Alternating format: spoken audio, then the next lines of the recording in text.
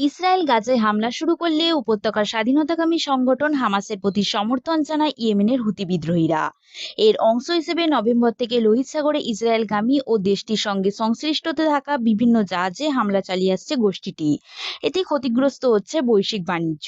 বেশি লোকসানে পড়ছে ইসরায়েল ও তার পশ্চিমা মিত্র যুক্তরাজ্য ও যুক্তরাষ্ট্র। এবার বাণিজ্যিক জাহাজ হামলা বন্ধের মাত্র একটি শর্ত বেঁধে দিল হুতিরা। ফিলিস্তিনের অবরুদ্ধ গাজা উপত্যকায় ইসরায়েল আগ্রাসন বন্ধ করলে লোহিত সাগর দিয়ে চলাচলকারী জাহাজে ক্ষেপণাস্ত্র ড্রোন হামলা বন্ধের বিষয়টি পুনর্বিবেচনা করে দেখার কথা জানিয়েছে ইয়েমেনের সশস্ত্র হুতি বিদ্রোহীরা। মঙ্গলবার এক প্রতিবেদনে এই তথ্য জানিয়েছে বার্তা সংস্থা রয়টার্স। হামাস ও ইসরায়েলের মধ্যে যুদ্ধবিরতি চুক্তি হলে তারা হামলা বন্ধ করবে কিনা জানাতে চাইলে হুতিদের মুখপাত্র মোহাম্মদ আব্দুল সালাম রাইডার্সকে বলেন, গাজা অবরোধের অবসান এবং সেখানে মানবিক ত্রাণ সহায়তা বিনা বাধায় প্রবেশ করতে দেয়া হলে তারা পরিস্থিতির পুনর্মূল্যায়ন করবেন।